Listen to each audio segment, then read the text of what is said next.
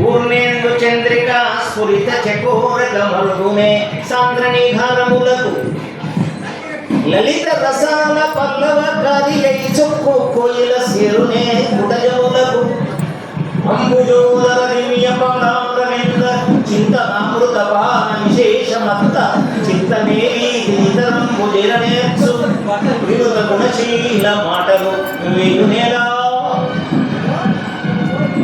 ఒక శిశుపద్యంలో ప్రహ్లాదుడు హిరణ్యకశపునికి వినిపించండు. పారిజాత పూల దగ్గరికి వెళ్ళే తుమ్మెద ఏనుగు మదజలం దగ్గరికి వెళుతుందా? వెన్నెల్లో తిరిగే ఆ చకోర పక్షి అక్కడక్కడ మంచునీళ్ళ కోసం రాకురాడు కదా. ఏది మామిడి చిగుళ్లను మేసే కోకిల ఒట్టి ఒట్టి ఆకుల దగ్గరికి వెళుతుందా? నేను కూడా ఏమిటి దాని దగ్గరికి దీని దగ్గరికి వెళ్ళేవాడిని కాదు. నేను కేవలం విష్ణుమూర్తి యొక్క నామస్మరణ చేసిన వాడిని మాత్రమే అని అతడు ఘంటాపరంగా నరసింహ ఏది మన హిరణ్యకశిపునికి తెలియజేశాడు. 5 ఏళ్ల వయస్సులో ప్రహ్లాదుని నోట వచ్చినటువంటి ఈ మాటలకు హిరణ్యకశ్యపుడు చాలా ఆశ్చర్యపోయాడు. వరే వరే బాబు, ఈ పద్యాలు కాదురా, ఇంకో పద్యం చెప్పురా. పద్యం ఒక్కటి చెప్పి సార్థకముగా తాత్పర్యంబు భాషంబుమా, ఇంకేమైనా ఒక పద్యం చెప్పరా, ఊకే హరికీర్తి తప్ప ఇంకెవరినైనా కీర్తించరా అని. ఇప్పుడు మనకు చాలామంది పార్టీలు ఉంటారు, వీళ్ళు అనేకమైన పార్టీల వాళ్ళు ఉంటారు. ఆ పార్టీల వాళ్ళకి ఎవరు మిత్రులు ఆ పార్టీ గురించి చెప్పేవాళ్ళే. ఇక్కడ హిరణ్యకశిపునిది కూడా ఒక పార్టీ. ఆయన ఏం చేస్తున్నాడు, నువ్వు నేను చెప్పినట్టు వినాలి కానీ విష్ణుమూర్తి చెప్పినట్టు చేస్తామేమిటి అని పూర్తిగా అతడు హిరణ్యకశిపుడు ప్రహ్లాదుని ఆయన ఏం చేశాడు, చాలా ఇబ్బంది పెట్టేశాడు. సరే బాబు, నేను రాజును కాబట్టి రాజకుమారుడమైనటువంటి నిన్ను చక్కగా తీసుకెళ్ళి నేను గురువుల దగ్గర ఉంచాను కదా, నువ్వు ఇంకేమైనా కొన్ని మంచి విషయాలు నేర్చుకున్నావేమో చెప్పునాయనా అని అడుగుతాడు. అప్పుడు ఆయన ఏమంటాడంటే, చదివించిన గురువులు చదివి ధర్మార్థ ముఖ్య శాస్త్రములెల్లా చదివినవి గలవు పెక్కున చదువులలో మర్మమెల్ల చదివితి తండ్రి. నాకు ఓ గురువుగారు దొరికిన నా జీవితంలో కూడా పండిత గోపదేవ శాస్త్రి. నిజంగా చెప్పాలి అంటే ఆ చదువులో ఉన్న మర్మం ఏమిటో ఆయన ఒక సంవత్సరంలో నాకు తెలియజేయడం జరిగింది. ప్రహ్లాదునికి కూడా అలాంటి గురువులు దొరికారు. చదువులో ఉన్న మర్మం సత్యమేందో నాకు తెలిసింది, అది నేను నేర్చుకున్నాను అంటాడు. అని ఏమంటాడంటే, కమలాక్షు నర్చించు కరములు కరములు శ్రీనాథు వర్ణించు యుగ యుగ సురరక్షకుని చూచు చూడుగులు చూడుకులు విష్ణునాకర్ణించు వీణులు వీణులు మధువైరి తగిలిన మనము భగవంతు బలమును పదములు పదములు పురుషోత్తమును మీది బుద్ధి బుద్ధి దేవదేవుని చింతించు దినము దినము. అది నిజంగా మనకు ఉపయోగపడుతుంది అంటే భగవంతుని స్మరిస్తే ఆ దినం అవుతుంది, లేకపోతే కాదు. కమలాక్షుని సేవ చేసే చేతులే చేతులు, మిగతా చేతులు కావు. అతన్ని వర్ణించే నాలుకనే నాలుక, మిగతా వాళ్ళ నాలుకలు అసలు నాలుకలే కావు. అతన్ని చూసే చూపులే చూపులు, ఇతరులను చూపే చూపులు కావు. అతని గురించి వినే చెవులే చెవులు, ఇతరులే చెవులు కావు. ఎంత భక్తి చూడండి ప్రహ్లాదుడు, ఇంత గొప్ప భక్తి కలిగినటువంటి వాడు ప్రహ్లాదుడు. మరి అటువంటి ప్రహ్లాదుని యొక్క బుద్ధి మాంచడానికి ఎంతో ప్రయత్నం చేశాడు హిరణ్యకశిపుడు. ఆయన గురువుల దగ్గరికి మళ్ళీ పంపించాడు, మళ్ళీ. అప్పుడు ఆయన ప్రహ్లాదుని యొక్క మనోభావాన్ని మన పోతన గారు వర్ణిస్తారు. ఏమని అంటే, చూడండి, ఇతరులు చెప్తే శ్రీహరి మీద బుద్ధి నిలవదట, సహజంగానే బుద్ధి కలగాలి అంటాడు. భగవంతుని మీద ప్రేమ కలగాలి అంటే సహజంగానే వాడిలో కలగాలి. ఇంత ఇతరులు చెప్పడం వల్ల కాదు, అది తక్కువనే ఇతరులు చెప్పింది. కానీ ఎవరైతే తమ మనస్సులో సహజంగా భగవంతుని మీద ప్రేమ కలుగుతుందో అదే నిజమైనటువంటి భక్తి. చెప్తాడు ప్రహ్లాదుడు, కాననివాని నూతకొని కాననివాడు విశిష్ట వస్తువులు కానని భంగి కర్మములు కైకొని కొందరు కర్మబద్ధులై కానరు విష్ణు కొందరు అట కందుర కించన వైష్ణవాంగ్రి సంస్థాన రజోవి శిక్కులకు సంవృత కర్ములు దానవేశ్వరరావు. ఒక విష్ణుమూర్తిని తప్ప మిగతా దేవతలను కొలిసే వాళ్ళు ఎవరైతే ఉన్నారో వాళ్ళు గుడ్డివాణ్ణి చేయి పట్టుకొని ప్రయాణించినట్టే. బాగా చెప్పాడు చూడండి. కాబట్టి ఈ విష్ణుమూర్తి యొక్క ఆ స్మరణ ఏదైతే ఉన్నదో అది చాలా ముఖ్యమైనటువంటిది. ఆ నామస్మరణ అన్నిటికంటే చాలా గొప్పది అని మనకు ప్రహ్లాదుడు మనం చేస్తూ ఉన్నాడు. సహజంగా పుట్టాలి భక్తి అనేది, ఏమి లేదు. పిల్లలకు మన మీద భక్తి ఉంటే దాని గౌరవము అంటారు, పిల్లలకు మన మీద ప్రేమ ఉంటే దాన్ని గౌరవము అంటారు. పెద్దవాళ్లకు చిన్నవాళ్ళ మీద ప్రేమ ఉంటే దాన్ని వాత్సల్యము అంటారు. అదే మనకు భగవంతుని మీద ప్రేమ ఉంటే దాన్ని భక్తి అంటారు. అంటే అతుక్కొని పోవడం అన్నమాట భక్తి అంటే. మన ఆత్మను పరమాత్మతో ఏమీ లేదు, లింక్ చేయడం అన్నమాట. అతిథి వీడనే భక్తి, ఇంకేమీ లేదు.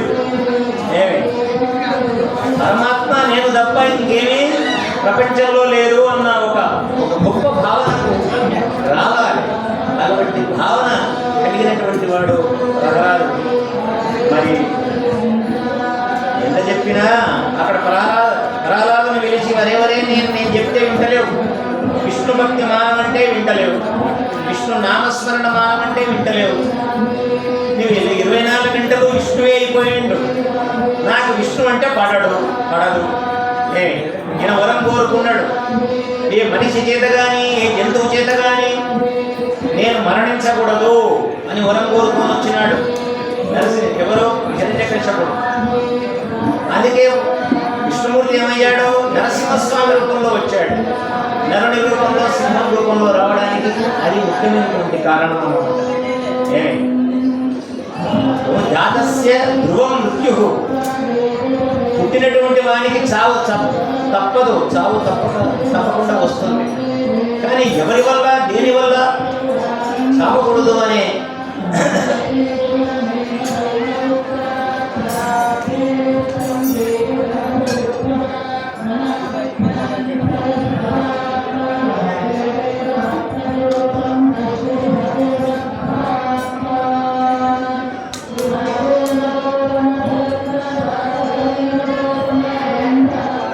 దేనివల్ల కూడా నేను ఏ మానవ మాత్రుని వల్ల నేను చనిపోవద్దు, ఏ జంతువు వల్ల క్రిమికీటకాదుల వల్ల చనిపోవద్దు అని వీడు వరాన్ని పొందాడు హిరణ్యకశిపుడు. అది అహంకారం అన్నమాట. మైకేల్ జాక్సన్ అనేవాడు అమెరికాలో 150 సంవత్సరాలు బ్రతకాలని అతడు భూగర్భంలో ఆక్సిజన్ యంత్రాన్ని తయారు చేసి పెట్టాడట. పాటలు పాడేటప్పుడు పాటలు పాడేవాడు బయటకు వచ్చి తర్వాత ఇప్పుడు ఆక్సిజన్ యంత్రంలో అక్కడే ఉండేవాడట భూగర్భంలో. కానీ ఏమయ్యాడు, 150 ఏళ్ళు కాదు 75 ఏళ్ళకే ఇష్టాకి. కానీ హిరణ్యకశిపుడి యొక్క అహంకారం ఏంటి అంటే తాను ఎవరి వల్ల సావకూడదు, ఎవరు నన్ను చంపలేరు అనే అహంకారం అన్నమాట. ఒకసారి ప్రహ్లాదంతో అంటాడు, దిక్కులు గెలిచి తిన్నీయు. బాగా చెప్తున్నాడు చూడండి, అన్ని దిక్కులు గెలిచాను రా బాబు, అన్ని దిక్కులు గెలిచాను అంటే అన్ని దిక్కుల్లో ఉన్న రాజులను నేను ఓడించాను. నేను దిక్కెవరు దిక్కెవ్వడు రోరి నీకు దేవేంద్రాదు, దిక్కుల రాజులు వేరొక దిక్కెరుగక కొరుతురు ఇతడి దిక్కని నన్ను.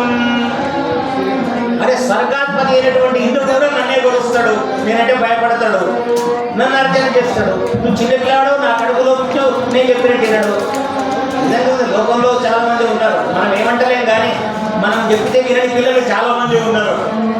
పిల్లలు విడిచిపెడుతున్నాం మనం, కానీ పెంపకాల వరకే మన పని, పంపకాల వరకే మన పని. తర్వాత ఏమన్నా కానీ విడిచిపెట్టేస్తున్నాం. కానీ ప్రహ్లాదుడు రాజు కదా, చక్రవర్తి కదా, హిరణ్యకశిపుడు రాజు కదా, చక్రవర్తి కదా, నేను అతను విడిచిపెడతాడు? తన ఒక్కగానొక్క కొడుక ఏంటి, తను చెప్పినట్టు వినాలి. తర్వాత వాడు అతడు రాజు కావాలి, చక్రవర్తి కావాలి. కానీ వాడు ఏం చేస్తున్నాడు? విష్ణు ఎంతో భక్తి కలిగి అతని యొక్క నామ సంకీర్తననే చేస్తూ ఉన్నాడు. కాబట్టి ఇక్కడ హిరణ్యకశిపుడు తన ప్రతాపాన్ని చూపెడతాడు. అన్ని దిక్కులు గెలిచాను. అదే స్వర్గాధిపతి అయిన ఇంద్రుడే ప్రతిరోజు నాకు ఆ రోజుల్లో ఫోన్లు లేవనుకోండి, నమస్కారం అని నాకు తెలియజేస్తాడు. నా దగ్గరికి వస్తాడు, స్వర్గం నుంచి వచ్చి నాకు నమస్కరించి నీ వల్ల నేను స్వర్గంలో ఉన్నాను అంటాడు.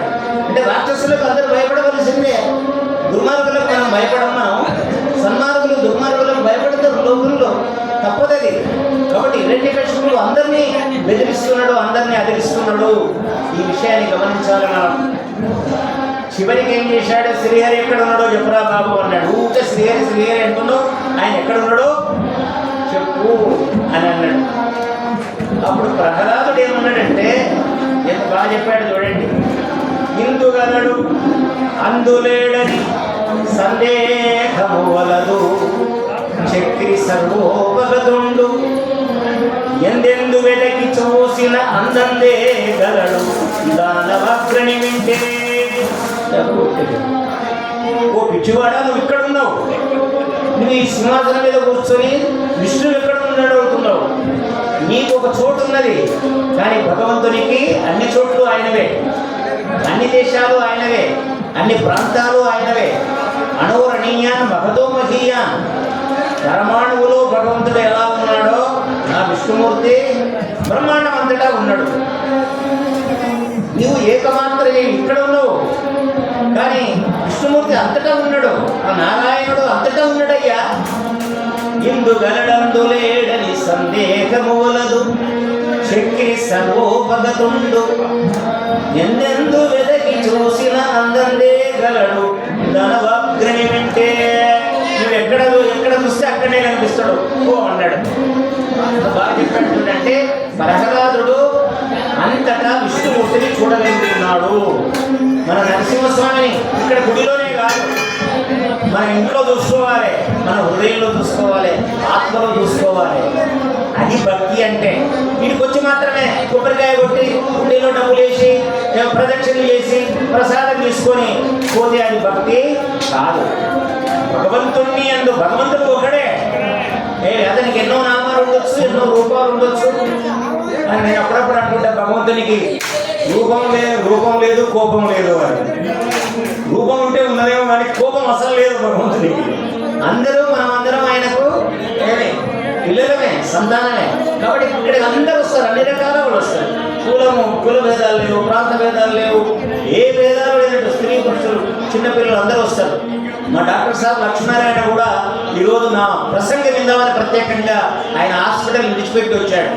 మామూలు విషయం కాదు.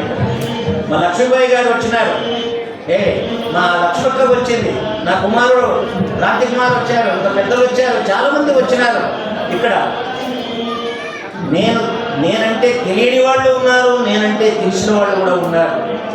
ఇక్కడ ఆ భగవంతుని మీద భక్తి ఉన్నటువంటి వాళ్ళందరూ కూడా తప్పకుండా ఈ పుణ్యక్షేత్రానికి రావాల్సిందే, తప్పదే. ఇక్కడికి వస్తే మన పాపాలు కడిగేయబడతాయి. గంగా నదిలో మునిగితే పాపాలు ఎట్లా పోతాయో, పుణ్యక్షేత్రానికి వస్తే కూడా మన పాపాలు పోతాయి. స్వామి దర్శనం చేసుకుంటే మన పాపాలు పోతాయి. నిజంగా చెప్పాలంటే పాపం చెయ్యము, పాపాలు పోకపోయినా ఏమే. భగవద్గీతలో కృష్ణుడు చెప్తాడు, నాదత్తే కస్యచిత్ పాపం అని. ఎవడి పాపాన్ని దేవుడు తీసుకోడు అని. తీసుకోకపోతే దర్శనం చేసుకున్న తర్వాత పాపాలు లేకుండా ఉంటే మంచిదే కదా. ఏమండి కుమారుడు తండ్రికి తెలియకుండా అప్పులు చేస్తాడు, తండ్రికి తెలుస్తుంది.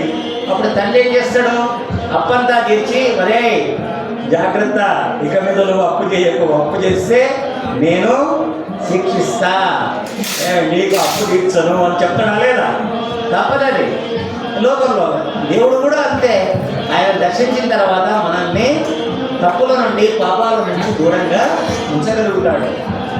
చివరికి వాడు ఏమన్నాడు? అంతటా ఉన్నాడంటున్నావు కదా, ఈ స్తంభంలో చూపెట్టు అని ఒక్కసారి హిరణ్యకశిపుడు ఇంకరించుండు. ఎవరిని? మన ప్రహ్లాదుని, చిన్నపిల్లవాడిని. అంతటా ఉన్నాడన్నావు కదా, అసలు అంతటా ఉన్నప్పుడు ఇక్కడ ఈ స్తంభంలో కూడా ఉండాలి కదా, చూపెట్టు అన్నాడు. ఏమంటాడో చూడండి. బింబక సర్వస్థలముల అంబోరుగనే తుడుండుననుచు మిగుల సంరంభంబున పలికెదవు ఈ స్తంభంబున చూపగలవే చక్రిన్ దిక్రిన్ అంటాడు. వాడు గాడంటాం చూడండి. మనం చుట్టేటప్పుడు ఎల్లయ్య పుల్లయ్య అంటాం. మనం ఏమంటావా లేదా? తిడుతూ ఉంటాం, 2 సార్లు ఉచ్చరిస్తాం మనం. ఏమండి? వాడా వీడా అంటాం మనం. ఇక్కడ హిరణ్యకశిపుడు ఏమంటున్నాడంటే, బింబక సర్వస్థలముల అంబోరుహనే త్రుగుండుననుచు పలికెదవు సంరంభంబున ఈ స్తంభంబున చూపగలవే చక్రిన్ విక్రిన్ అంటాడు. చక్రి అంటే విష్ణువు. ఈ స్తంభంలో చూపగలవా? అంత శక్తి నీకుందా? విష్ణుమూర్తిని చూపమంటున్నాడు. అది ఓ విష్ణుమూర్తి రాని, విష్ణుమూర్తిని అనడం లేదు, అంత ధైర్యం లేదు. ఎందుకంటే విష్ణుమూర్తి అంటే వాడికి ఇష్టమే లేదు కదా. రమ్మని ఎట్లంటాడు? ఇష్టం లేని వాడిని ఇంటికి భోజనానికి రమ్మంటావా మనం? రమ్మను మనం. ఇక్కడ విష్ణుమూర్తిని ఏది స్తంభంలో కనిపించవయ్యా అని విష్ణుమూర్తిని అడగడం లేదు. ఒరే, నువ్వు విష్ణు భక్తి కలిగిన వాడవు కదా, ఈ స్తంభంలో విష్ణుమూర్తిని చూపగలవా అని అంటాడు. అప్పుడు ఆయన సవాలు విసిరుతాడు. ఒకవేళ నరసింహం విష్ణుమూర్తి, అదే నరసింహావతారం, విష్ణుమూర్తి ఈ స్తంభంలో కనిపించకపోతే నీ తల తెగుతుంది అని ప్రహ్లాదుని ఆజ్ఞాపిస్తాడు. ఒక్కసారి ఆ విధంగా ఎక్కడరా చూపెట్టు అని చూడకముందే ఏం చేస్తాడు? ప్రహ్లాదుని తలను నరకడానికి ఖడ్డంతో ముందుకు వచ్చేస్తాడు. ఇప్పుడు వచ్చి ఏం చేస్తాడు? ప్రహ్లాదుని భయపెడుతూ ఒక్కసారి స్తంభాన్ని చేతితో తాకుతాడు. కొంతమంది కాలుతో తన్నారు అంటారు. నో, చేతితో తాకాడి స్తంభంలో చూపెట్టరా బాబు, లేకపోతే నీ తలను తెగవేస్తాను అని. చూడండి, ఇంత కఠినాత్మైనటువంటి తండ్రులు ఎక్కడైనా ఉంటారు? ఏమండి? హిరణ్యకశిపుని కంటే కఠినాత్ముడైన తండ్రి లేడు. ప్రహ్లాదుని కంటే మంచి బాలుడు, ఏమండి కదా, అంత గొప్ప మనస్సు కలిగినటువంటి వాడు కూడా ప్రపంచంలో లేడని మీకు చెప్తున్నాను. ఇది పిల్లలకు చెప్పాలి పాఠ్య గ్రంథాల్లో. మా భాస్కర్ గారు ఇక్కడే ఉన్నారు. ఏమండి? మా జానకమ్మ గారు వస్తున్నారు. నమస్కారం, చాలా సంతోషం. ఎక్కడ ఇది గొప్ప కార్యక్రమం. ఇది నరకాసు హిరణ్యకశిపుని కంటే దుష్టుడైనటువంటి తండ్రి ఎక్కడ కనిపించడు. ప్రహ్లాదుని కంటే మంచి బాలుడు ఎక్కడ మనకు కనిపించడు. కాబట్టి తండ్రి ఆ విధంగా ఉండకూడదు. ఏమండి? కాబట్టి ప్రపంచంలో తండ్రిని మించిన కొడుకులు కూడా ఉంటారు, గురువులు మించిన కొడుకులు కూడా ఉంటారు. ఏమి కదా? శిష్యానిచ్చే పరాజయం అన్నారు. ఏమిటంటే శిష్యుడు అట గురువుని జయించే అవకాశం ఉందట, గురువుని జయించే శిష్యులు ఉంటారట. కానీ ఏ కొడుకులు కూడా తండ్రిని జయించాలని అనుకోరట. కానీ గమ్మత్ ఏమిటంటే, విశేషం ఏమిటంటే, ఇక్కడ ప్రహ్లాదుడు విష్ణుభక్తి చేత తండ్రి అయినటువంటి హిరణ్యకశిపుణ్ణి జయించాడు. హిరణ్యకశిపుని మీద విజయాన్ని సాధించినాడు. అప్పుడు శ్రీహరి నరసింహుని రూపంలో ఆవిర్భవించాడు. ఏంటి అది నిజంగా చూస్తే కదా, అతని పాదాలు ఒక్కసారి, అతని పాదాలు ఎలా ఉన్నాయి? పాదాల్లో చక్రములు కనిపిస్తున్నాయి. ఏమండి? తర్వాత చేపల యొక్క రేఖలు కనిపిస్తున్నాయి. ఆ పాదాలు కలుగుతూ ఉంటే ఈ భూమిని మోసే ఆదిశేషు కలవరపడ్డాడు. ఒరే నేను మోయలేకపోతున్నాను అని. ఇప్పుడు ఇక ఈ కుర్చీ కదలకుండా ఉంటే నేను ఎంతసేపు అయినా కూర్చొని మైక్ ముందర మాట్లాడవచ్చు. కుర్చీ కదిలిందనుకోండి నేను ఎట్లా మాట్లాడగలుగుతా? చాలా కష్టం, అవునా కాదా? కాబట్టి ఒక్కసారి నరసింహస్వామి పాదాలు భూమి మీద మోపేసరికి భూమిని మోసే ఆదిశేషువు ఒకసారి కలవరపడ్డాడట. చూడండి, స్వామి చేతికోళ్ళు పొడవడలాగా ఉన్నాయట, స్వామి బాహువులు శంఖచక్రాలతో ఉన్నాయట, గదతో గద అంటే కూటం కట్టుములతో భాషిస్తూ ఉన్నాయి, కింది పెదవి ఎర్రగా ఉంది, నాలుక లోకాలను మింగడానికి ఏమి అగ్ని జ్వాలలాగా లోకాలను మింగే అగ్ని జ్వాలన అన్నట్టుగా నాలుక ఉందట. అంటే హిరణ్యకశ్యపుడు భయంకరంగా ఉన్నాడో లేడో మనకు తెలియదు, కానీ నరసింహస్వామి చూడడానికి చాలా భయంకరంగా ఉన్నాడు. నరసింహస్వామి హిరణ్యకశ్యపునికి భయంకరంగా ఉన్నాడు, కానీ ప్రహ్లాదునికి శుభంకరంగా ఉన్నాడు. మేలు చేసిన వాడిగా ఉన్నాడని మనం చేస్తున్నాం. ఆయన ఒక్కసారి నరసింహస్వామి విష్ణుమూర్తి నరసింహుడుగా అవతరించి నిట్టూర్పులు విడిస్తే సముద్రాలు ఏమైపోయాయి? అలకలోలం అయిపోయాయి. ఏమండి, అతని శరీరం ఆకాశం అంతా నిండింది. స్తంభంలో పుట్టినటువంటి నరసింహస్వామి మళ్ళీ మొత్తం ఆకాశాన్నంతా ఆక్రమించుకున్నాడు. ఇంత దిక్కులన్నీ ఇక్కడిపోయాయి సింహగర్జన చేయడం వల్ల. సింహగర్జన చేస్తున్నాడు ఎందుకంటే నరసింహుడు కదా. తల సింహము, తర్వాత మొండెం శరీరం, మానవ శరీరం. ఈ శరీరంతో రావలసి వచ్చింది వారి కోరికలు. దుర్మార్గుల కోరికలు చాలా అన్యాయంగా ఉంటాయి, దుర్మార్గంగా ఉంటాయి వాళ్ళ కోరికలు. వాళ్ళ కోరికలు తీర్చడానికి కూడా భగవంతుడప్పుడు తగిన శాస్తి చేస్తూ ఉంటాడు. ఇక్కడ నరసింహస్వామి ఒక్కసారి గర్జించేసరికి ఏమైంది? దిక్కులు బిక్కటిల్లిపోయినాయి. ఇంత జరిగినా ప్రహ్లాదుడు మాత్రం నిమ్మలంగా నిమ్మకు నీరెట్టినట్లు సంతోషంగా ఉన్నాడు, ఆనందంగా ఉన్నాడు. ఇక్కడ మానవాకారం సింహాకారం రెండు కలిసినటువంటి రూపమే నరసింహ. ఎందుకంటే భగవంతునికి అంతటా సర్వవ్యాపకుడైనటువంటి భగవంతునికి ఏ రూపం లేదంటాం మనం.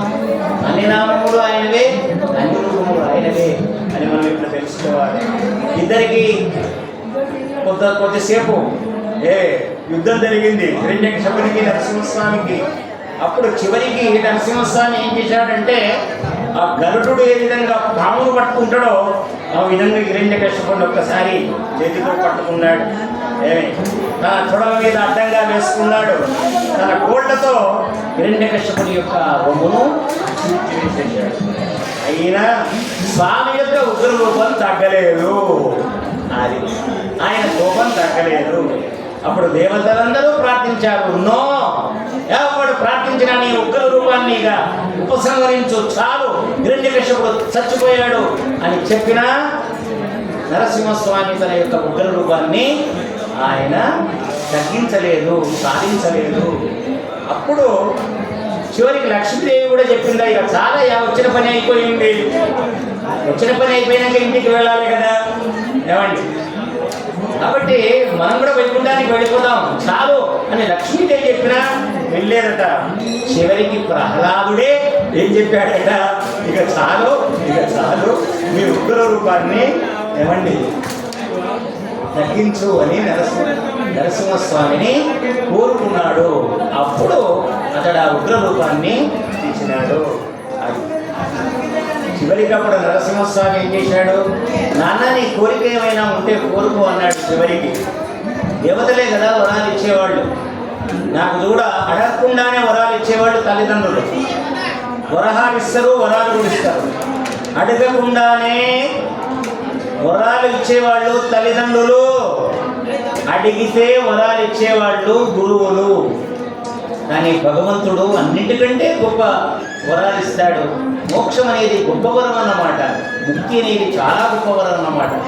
కానీ ప్రహ్లాదుడు ఏం చేశాడు, ప్రహ్లాదుని కోరుకోమన్నాడు, నీకేం కావాలి, రాజ్యాలు కావాలన్నా, మీ నాయన సింహాసనం, మీ నాయన ఇప్పుడు చనిపోయాడు కదా, హిరణ్యకశిపుడు లేడు కదా, ఆ సింహాసనం కావాలన్నా, నువ్వు చక్రవర్తి కావాలన్నా, నీకు పశు సంపద కావాలన్నా, మణి సంపద కావాలన్నా, స్వర్ణ సంపద కావాలన్నా, ఏమంటే నీకు దేవలోకానికి ఆ ఇంద్రుని తొలగించి నిన్ను రాజును చేయనా, అనేకమైనటువంటి ఆశలన్నీ కూడా భగవంతుడు ప్రహ్లాదునికి ఏమండి ఆశ చూపెట్టాడు.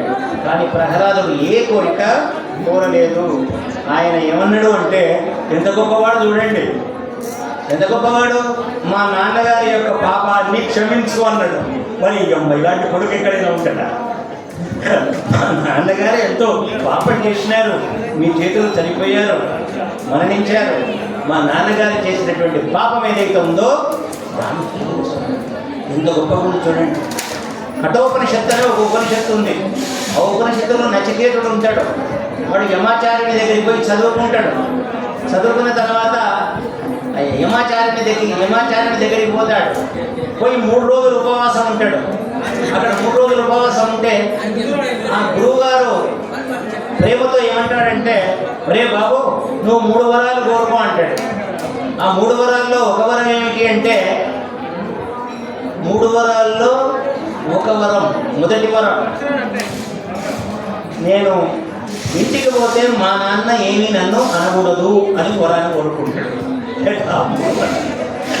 చూడండి కదా, నాకు మోక్షం ఇవ్వాలి ఇదని ఏది అడగడు. ఎందుకంటే మళ్ళీ నేను ఇంటికి వెళ్ళాలి. ఇక్కడ గురుకులానికి వచ్చాను చదువుకోవడానికి, కాబట్టి నా చదువు అయిపోయింది, మీ దర్శనం అయిపోయింది, మీ వల్ల నేను ఎంతో ఉపదేశాన్ని పొందాను, కాబట్టి వచ్చిన పని అయిపోయింది. కాబట్టి మా ఇంటికి వెళితే మళ్ళీ మా నాన్నగారు నన్ను ఏమి అనకూడదు అని. అంటే తల్లిదండ్రుల మీద భక్తి లేనివాడు కాదు. ప్రహ్లాదునికి భక్తి లేదా హిరణ్యకశ్యపుని మీద. కానీ హిరణ్యకశ్యపుడే చేతులారా ఏం చేసుకున్నాడు, తన చావును తానే తెచ్చుకున్నాడు. భగవంతుడు ఊరుకోడు. ఆయన పరిత్రాణాయ సాధూనాం వినాశాయ దుష్కృతాం. ఎవడు పాపం చేస్తాడో వాడిని భగవంతుడు శిక్షిస్తాడు, ఎవరు పుణ్యం చేస్తారో వాడిని భగవంతుడు రక్షిస్తాడు. అది లోకం అన్నమాట, లోకంలో జరిగే పని. కాబట్టి ఇక్కడ ప్రహ్లాదుని రక్షించడానికి రావడమే కాదు, అవతరించడమే కాదు. ఆయన దుష్టులు ఎక్కడున్నా వాళ్లకు తగిన శాస్తి కలుగుతుంది. ప్రహ్లాదులు లాంటి పిల్లల్ని భక్తి కలిగినటువంటి వాళ్లను ఎవరు ఏమీ చెయ్యరు అని నిరూపించడానికి నరసింహస్వామి రూపంలో విష్ణుమూర్తి అవతరించాడు. చివరికి ప్రహ్లాదుడు తనకేదో రాజ్యం ఇవ్వమని, ముక్తినివ్వమని కోరలేదు. చివరికి ఆయన కోరింది ఏంటి, పాపముల నుంచి మా నాన్నను హిరణ్యకశ్యపుణ్ణి. ఎందుకు మా నాన్న అంటే శరీరం మీద చంపబడేది. నహన్యతే హన్యమానే శరీరే, ఆత్మలు శాశ్వతమైనటువంటివి. కాబట్టి నాన్న నేను ఈ శరీరంలో ఉండడం వల్ల ఆయన నాకు నాయన అయ్యాడు, కానీ శరీరం పోయినా ఆయన ఉంటాడు. కాబట్టి హిరణ్యకశ్యపుని యొక్క పాపాలను క్షమించండి, ఆ పాపాలను క్షమించండి అని మాత్రమే ప్రహ్లాదుడు నరసింహస్వామిని కోరినాడు. ఈ అవతార గాథ ఏమిటంటే, మామూలుగా భగవంతుడు పరమేశ్వరుడు భూమి మీద మనల్ని కూడా అవతరింపజేస్తాడు.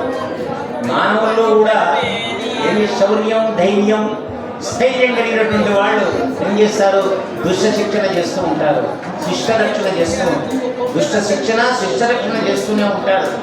మహాత్ములు చాలామంది యోగులు భూమి మీద అవతరిస్తూనే ఉంటారు.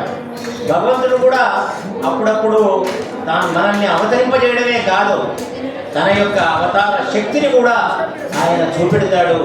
అట్లా అవతార శక్తిని చూపెట్టినప్పుడు దానివల్ల మనం ఏమర్థం చేసుకోవాలి అంటే, మనం జ్ఞాన మార్గంలో వెళ్ళాలి, భక్తి మార్గంలో వెళ్ళాలి, నిష్కామ కర్మ మార్గంలో వెళ్ళాలి.